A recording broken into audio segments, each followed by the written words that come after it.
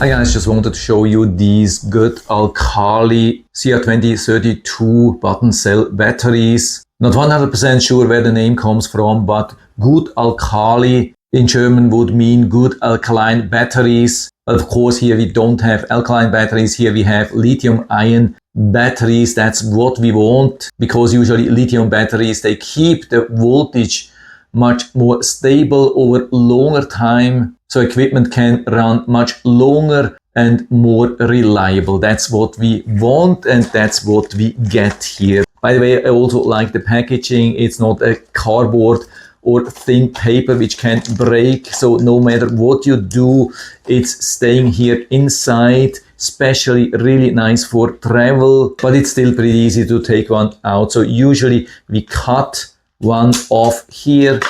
Also, that can be an awesome thing for travel. So we have it here. You don't have to be worried about bending. And then when you need it, you just cut it out here and take it out. And so here we have it. And so I'm going to use that in this luggage travel scale. And so I take out the old battery. Make sure you're using the right side, plus on top, minus at the bottom, and so I push it here inside. Okay, size seems to fit perfectly. Putting this back into the scale, push the on-off button, and we see it's working. And of course we want to be sure that it's not only working, that it's working very accurately.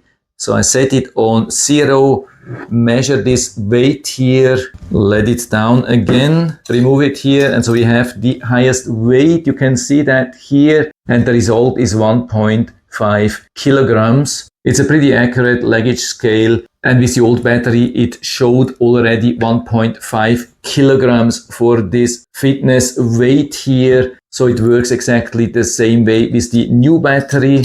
But of course we also want to check the technical details here. So I measure minus here at the bottom and plus on the outside or on the top, and it shows 3.215 volt. Pretty steady, as you can see. Of course, question is that too much for a 3 volts battery? No, it's definitely not.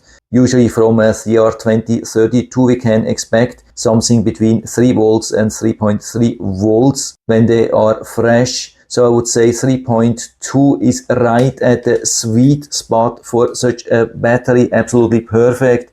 And so of course I also wanted to make a capacity test to see how much power we have really here inside. And you hear the beeping, so the voltage has dropped below 2.5 volts, which I think is a fair number to test such a battery. I mean, I can always start it again, voltage increasing, but then after short time the voltage will drop to 2.5 volts or below. I've done this now a couple of times. Usually voltage comes back and then drops below. So I would say it's pretty fair to say that we have squeezed out pretty much all the useful juice here inside. And of course now we want to see the result, and so here we can see the result. It shows 400 milliamps. So is this a rather high or a low number? The premium brands like Panasonic, Energizer, Duracell, CR2032 batteries have a capacity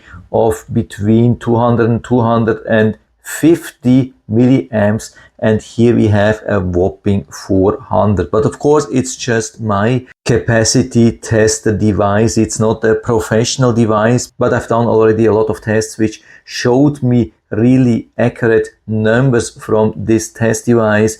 Usually of course with higher amps. Here I've been using around 10 milliamps, so the test duration was around 2 days, which I think is also a fair thing. Of course when you're using such a battery with even lower amps, you could probably squeeze out a little bit more, but I mean we are here at pretty much the double capacity which we can expect from premium brands, so we definitely cannot complain at all. This is absolutely awesome. And by the way, these batteries come with a 5-year lifespan, and I've been using already a lot of them, and they worked for all the devices everywhere where I've been using them. have the perfect size and fit. So full recommendation from my side, so you can buy them directly here from Amazon. I hope I've been able to help you a little bit with this video, and thanks for watching.